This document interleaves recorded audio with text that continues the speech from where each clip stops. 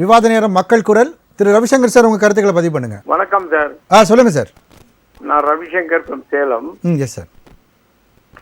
இப்போ எந்த பிறப்பால் வந்து ஒரு தாய் ஒரு தகப்பனுக்கு பிறந்தவங்களாம் அத்தனை பேருமே அப்படி வந்திருக்கும் போது அதுக்கு கூட சேர்ந்து அவங்க சமுதாயம் எல்லாமே வந்திருக்கு.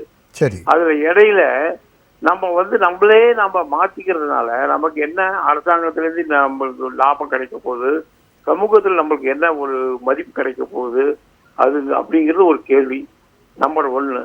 2வது, இன்னைக்கு சாதாரண சர்ச்சுக்கு போய் பார்த்தீங்கன்னா அங்க நிறைய பேர் கன்வெர்ட் ஆகி கிறிஸ்டினாமா இருக்காங்க.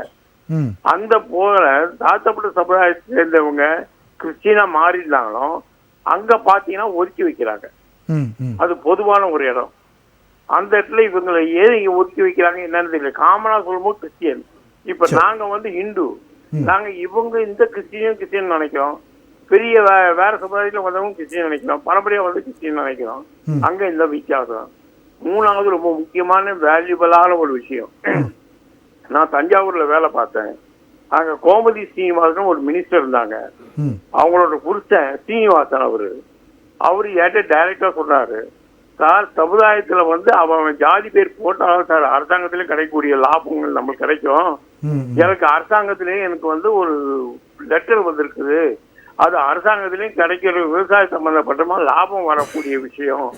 அது அவங்க என்ன பண்ணிட்டானுங்க, சீனிவாசன் சொன்ன உடனே நேரா கொண்டு போய் ஒரு ஐயர் சீனிவாசன் கிட்ட கொடுத்துட்டாங்க. இது எனக்கு கிடைக்க வேண்டிய லாபத்தை அவரு அனுபவிச்சாரு. அவர் சொன்ன வார்த்தையை உங்ககிட்ட அப்படியே சொல்றேன். நல்ல பெரிய சீனிவாசன் சொல்லிதான் எனக்கு என்ன கௌரவமா போகுது, லாபம் கிடைச்சிருக்கும். அது மாதிரி நம்ம இதை சொல்ல வேண்டிய அவசியமே கிடையாது. நன்றி சார். ஓகே சார், நன்றி. வணக்கம் மக்கள் குரல்.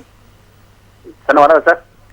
சொல்லுங்க உங்க கருத்து. வணக்கம் சார். ஒண்ணு சார், இப்ப இந்த ஜாதி பெயர் பள்ளிக்கூடத்துல இருக்கக்கூடாது. அதான் உங்க கருத்து சார். இல்ல சார், அதை சொல்ல வரேன். அது அரசியல் கட்சிகள் வேட்பாளரை போடும்போது இந்த ஜாதிகார எந்த சமுதாயம் அதிகமா இருக்கோ அவங்கள மட்டும் தேர்ந்தெடுத்து அங்க போடுறாங்க. சரி, இந்த சட்டம் கொண்டு வர்றதே ஒரு அரசியல் கட்சி தான். அரசியல் கட்சி இல்லாம யாரோ வேற ஆள் கொண்டு வர்றது கிடையாது. ஒரு அரசியல் கட்சி தான் இந்த சட்டத்தையே கொண்டு வர்றாங்க.